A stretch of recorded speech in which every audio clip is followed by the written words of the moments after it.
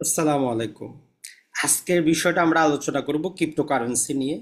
তাই যারা কখনো ক্রিপ্টোকারেন্সি শুনেন নাই, বিটকয়েনের নাম শুনেন নাই, তাদের ভিডিওটা দেখলে একটা রহস্যময় জগৎ মনে হবে।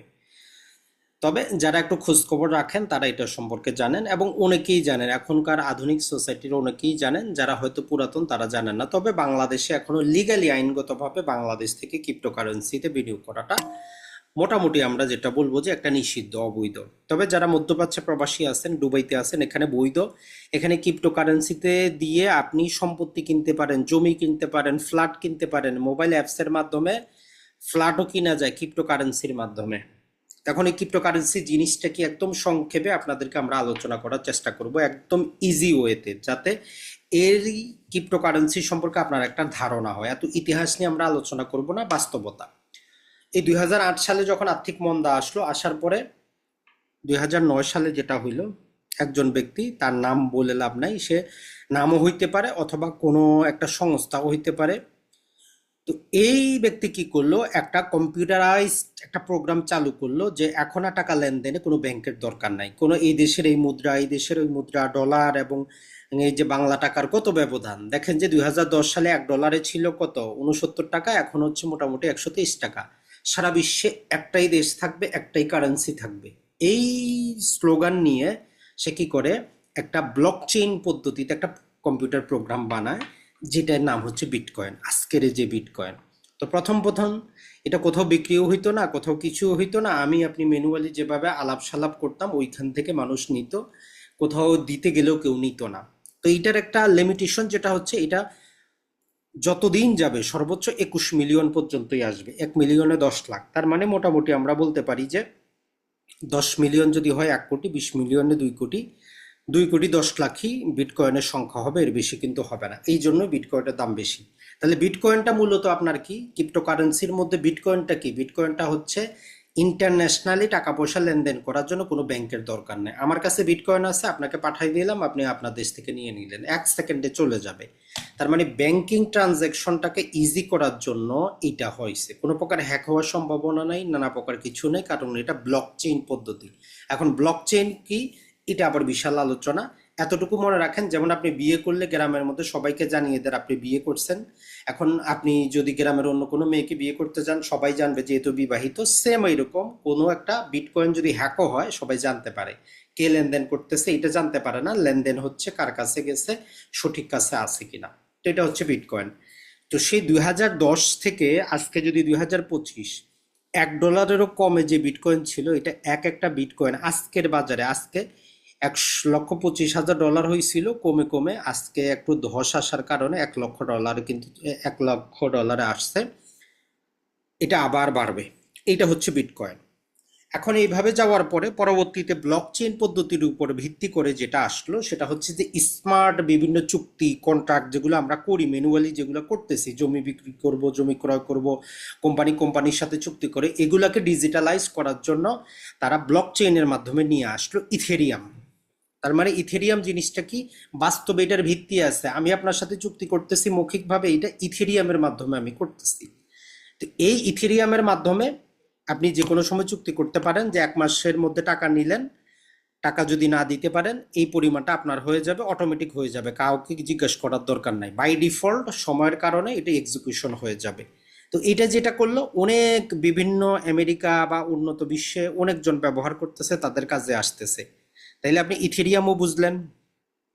এখন সমস্যা হচ্ছে ইথেরিয়ামটার মধ্যে খরচটা একটু বেশি, ইথেরিয়ামের মধ্যে খরচটা বেশি, আর একটু স্লো গতিতে কাজ করে, অর্থাৎ 1 সেকেন্ডে তারা বেশি করতে পারে না। এখন এই জন্য আরো দ্রুত ফাস্ট যাতে করা যায় এবং তার খরচটা কম হয়, এই জন্য আরেকটা ব্লক চেইন পদ্ধতিতে চলে এসেছে, সেটাকে বলে হচ্ছে সোলানা। এটা প্রতি সেকেন্ডে 65,000 চুক্তি বাস্তবায়ন করতে পারে, মানে সারা বিশ্বের মানুষ যদি একসাথে যদি কোনো চুক্তি করে, ওটা কন্ট্রোল করতে পারবে, কারণ প্রতি সেকেন্ডে 65,000 চুক্তি সে বাস্তবায়ন করতে পারে। তো এগুলো হচ্ছে ডিজিটাল চুক্তি, যার উপর ভিত্তি করে বাস্তবে কাজ হচ্ছে। এখন আরেকটা যদি আমরা নাম বলি, আরেকটা নাম হচ্ছে XRF। এখন আপনি বাংলাদেশ থেকে আমেরিকা টাকা পাঠাবেন, ব্যাংকে নিয়ে গেলেন, ব্যাংক নিল, বললো যে 2 দিন 4 দিনে পাবেন। ইন্টারন্যাশনাল ট্রান্সফার করলো অথবা অন্য কোনোভাবে করলো, ওই দেশের ব্যাংকে জমা হবে, তারপরে পাবে। তো ওই ব্যাংকিং ব্যবস্থাটাকে কানেক্টর হিসাবে কাজ করতেছে এক্সআরএফ।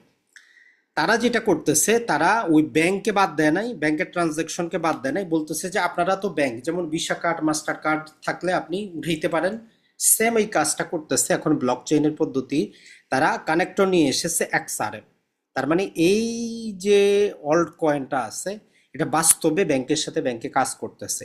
অর্থাৎ বাংলাদেশ থেকে ধরেন আপনি টাকা পাঠাবেন, সেকেন্ডে বাংলাদেশের ধরেন যে ইসলামী ব্যাংকের কাছে এক্সআরএফ এর ক্রয় করা আছে, ধরলাম যে 1 মিলিয়ন, আমেরিকা 1 মিলিয়ন পাঠাবেন, স্যার জাস্ট এক ক্লিকে সে দিয়ে দিল, আমেরিকার ব্যাংকে চলে গেল, আমেরিকার ব্যাংক তাকে দিয়ে দিল, 5 সেকেন্ডে আপনার টাকা ট্রান্সফার হয়ে যাবে। তার মানে আমাদের এই নতুন প্রযুক্তিগুলো সম্পর্কে আমাদেরকে আগে জানতে হবে। ব্যবসা করা না করা, বিনিয়োগ করা না করা পরের ব্যাপার। আমেরিকা কি করতেছে, তারা এই বিটকয়েন, অল্ট কয়েন এগুলোর উপর ভিত্তি করে বিভিন্ন বাস্তব ভিত্তিতে কাজ করতেছে। দুবাই তো আপনারা সবাই জানেন বিশ্বের যত প্রযুক্তি আছে সবার মধ্যে আসে। এখানে আপনি ফ্ল্যাটও কিনতে পারেন। যেমন ধরেন যে একটা ফ্ল্যাটের দাম ধরলাম যে 1 কোটি টাকা। এখন এই ফ্ল্যাটটা আমরা 5 জনে মিলে কিনবো। এখন এটাকে তারা শেয়ারে ভাগ করে দিল, ভাগ করে আপনি অ্যাপসের মাধ্যমে কিনতে পারতেছেন। ওই যে মুদ্রাগুলা দিয়ে আপনার বিটকয়েন আছে, আপনি ওইটা দিয়ে কিনে ফেলান, প্রতি মাসে মাসে ভাড়াটা আসবে। দুবাইতে এক্সচেঞ্জ আছে, যেমন মানি এক্সচেঞ্জ আছে, বিটকয়েনেরও এক্সচেঞ্জ আছে।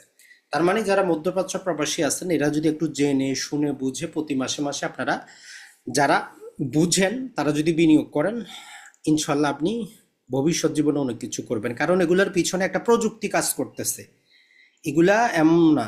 এখন এর ভিতরে আবার 2 নাম্বারও আছে, যেমন অল্ট কয়েনের পরে আছে যে কিছু মেমো কয়েন আছে, যেগুলো খেলনা কয়েন বলেন, যেগুলো মানে তার পিছনে বাস্তবে কোনো কাজ নাই।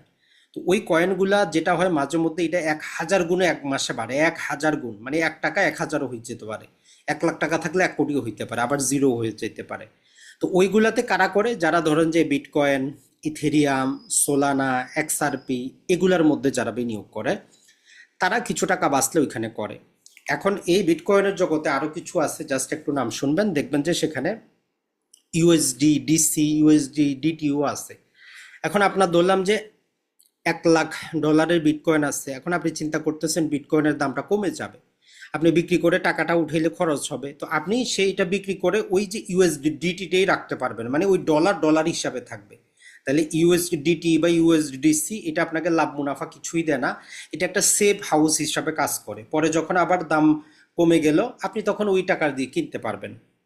এখন এই যে মানি এক্সচেঞ্জগুলো আছে, বাইন্যান্সের নাম আমরা অনেকেই শুনেছি, তো এরা বলতেছে যে আমার এক্সচেঞ্জিভ লেনদেন করতে আপনি আমার মুদ্রা ব্যবহার করবেন, বিএনবি বানিয়ে রাখছে। তো সোলানা যেটা আমরা বললাম, তারা বলতেছে আমারটার জন্য আপনি আমার সোলানা কয়েন ব্যবহার করবেন। তো এটাই হচ্ছে মূলত আমাদের এই ক্রিপ্টোকারেন্সির খেলা। তাহলে ক্রিপ্টোকারেন্সিটা কোনো জাদুকরী জিনিস না, এটা হচ্ছে কম্পিউটারাইজড প্রোগ্রাম। এর মধ্যে বিটকয়েনটাকে আমরা বলি যে মাদার অফ ক্রিপ্টোকারেন্সি। কারণ এইটা হচ্ছে যে সীমিত, এটার সংখ্যা কোনোদিন বাড়বে না, 21 মিলিয়নের উপরে যাবে না। কিন্তু এই যে ইথেরিয়াম, সোলানা আছে, এর উপর ভিত্তি করে বাস্তবে একটা কাজ হচ্ছে, চুক্তি আছে, নানা প্রকার কাজ কিন্তু হচ্ছে। তো এই জগৎটা আশা করি যারা আরো ভালো বুঝতে পারবেন, আর এগুলো নতুন প্রযুক্তি, সবসময় নতুন কিছুই আসবে। হয়তো আপনি আমার চাইতে আরো ভালো জানেন, বেশি জানেন, কমেন্ট করে জানাবেন। আমরা চাই যে সবাই জানুক, বিনিয়োগ করা না করা আপনার ব্যাপার। সালামু আলাইকুম। আরেকটা কথা বলে দেই, দাম কমছে বলে আপনার টেনশনের কোনো কারণ নাই। আপনার যদি টাকা থাকে, বিটকয়েনে ক্রয় করার এখনই সময়।